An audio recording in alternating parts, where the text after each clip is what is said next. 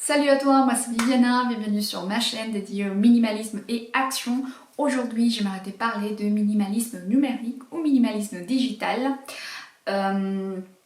J'aimerais commencer par poser les problèmes sur la table comme d'habitude. Est-ce que tu t'es déjà demandé combien d'heures tu passes sur ton smartphone par jour, par semaine? Ou combien d'heures de sommeil sont passées à la trappe à cause du fait que l'on passe vraiment jusqu'à tard à regardant son téléphone et scrollant sur le fil d'actualité Facebook, Insta ou autres réseaux sociaux. Eh bien, il y a des gens qui se sont posé la question également et qui ont fait des études et fait calculer des moyennes. Et ils ont trouvé qu'environ on passe 14 heures par semaine sur Facebook, je ne veux même pas penser combien de temps on passe sur Instagram, et qu'on regarde environ son téléphone environ 150 fois par jour.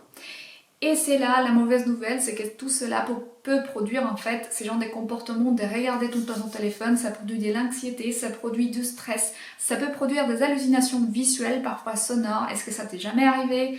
Des pensées que tu as reçu un message alors que c'était vraiment pas le cas, parce que tu croyais voir clignoter la petite lumière alors que pas du tout, ou alors que tu as entendu sonner ton téléphone alors que c'était pas ton téléphone. Eh bien, c'est le cerveau qui nous commence à nous jouer des tours quand il est trop habitué et trop fatigué également. En plus de cela, d'autres effets négatifs dans l'addiction à notre smartphone sont également la réduction de notre capacité de concentration et donc la résolution également des problèmes complexes, puisqu'elle nous donne des informations très facilement, très simplement, et ça nous permet également d'économiser tous ces efforts qu'avant on le faisait vraiment, enfin quand cela n'existait pas, on est à la bibliothèque chercher des informations, etc. Quand Google, Wikipédia n'existait pas. Et cela nous permettait quand même de faire un certain effort intellectuel, de pouvoir décortiquer l'information, la traiter, la travailler pour nous faire notre propre opinion. Aujourd'hui, on nous gave d'informations, on nous gave des surinformations parfois de mauvaises informations également. Et cela fait on peut voir sa capacité à résoudre un problème complexe réduite. Donc c'est vraiment grave. Donc tu seras bien d'accord avec moi. Aujourd'hui, j'ai envie de te dire qu'il est possible de changer tout ça grâce au digital minimalism. C'est une méthode qui a été proposée par un monsieur qui s'appelle Carl Newport. Donc c'est un bouquin qui est sorti il n'y a pas très longtemps, auquel je me suis vraiment intéressée. Et lui, il propose de se libérer à l'addiction de son téléphone ou des outils digitaux, en commençant par comprendre ce que l'addiction veut dire. Donc l'addiction, c'est vraiment un mécanisme où il y a une récompense que l'on te donne des petites récompenses tout au long d'un comportement que l'on te demande d'avoir, et en plus il peut être recouvert par une approbation sociale. Donc c'est le cas par exemple de certaines addictions comme l'alcool ou la cigarette, même si ces addictions-là sont de moins en moins approuvées d'un point de vue social. Aujourd'hui, l'addiction à les smartphones ou l'addiction aux tablettes ou l'addiction aux écrans et pas vraiment très remise en question par la société comme pourrait l'être la cigarette ou l'alcool. Donc une récompense par exemple dans ton fil d'actualité quand tu as une nouvelle de tes potes que tu es content, suivi d'une pub, suivi des nouvelles de tes potes, suivi d'une pub, ça te fait quand même tourner dans cette petite cage tel un hamster en fait en scrollant sur ton fil d'actualité Facebook. Et en plus, tes amis sont contents que tu sois sur Facebook parce qu'aujourd'hui on a déplacé, parfois, enfin c'est un peu triste à dire, mais on a un peu déplacé les liens réels aux liens virtuels, en sachant que ces liens virtuels ne restent que virtuels, donc n'est pas tout à fait palpable.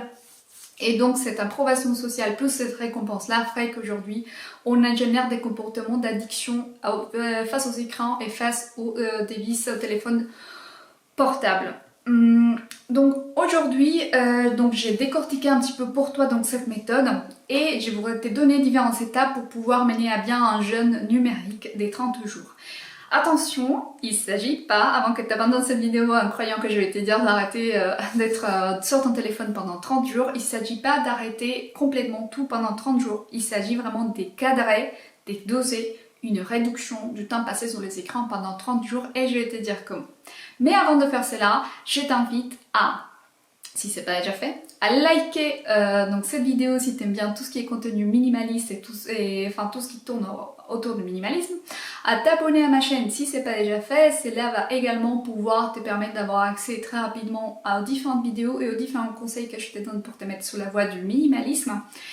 Également à regarder en description ton guide minimaliste que j'ai préparé pour toi, que j'ai concocté pour toi pour que tu commences à te mettre sur la bonne voie. Ce guide il est complètement gratuit.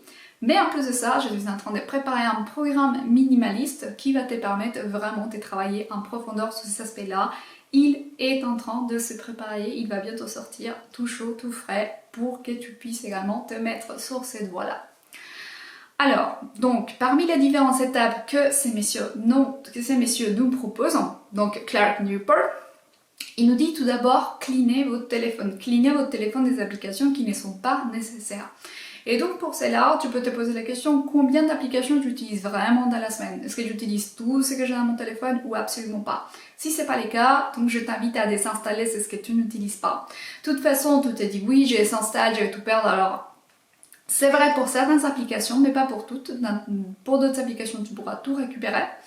Et donc tu les désinstalles et dans ce sens-là, tu vas commencer à cleaner, à t'éviter des choses que tu n'utilises pas, des notifications potentielles qui ne t'intéressent plus ou que tu n'as jamais regardées.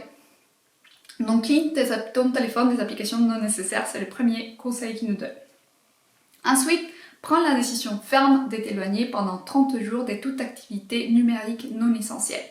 Donc pour cela, il faut que tu cadres les usages, que tu cadres les temps et que tu cadres les moments que tu vas consacrer à l'usage numérique. Donc pour cela, il faut que tu te dises, bon allez, cette semaine par exemple, puisque je vais que sur WhatsApp et sur l'application de ma banque, que je vais faire que ces deux applications-là.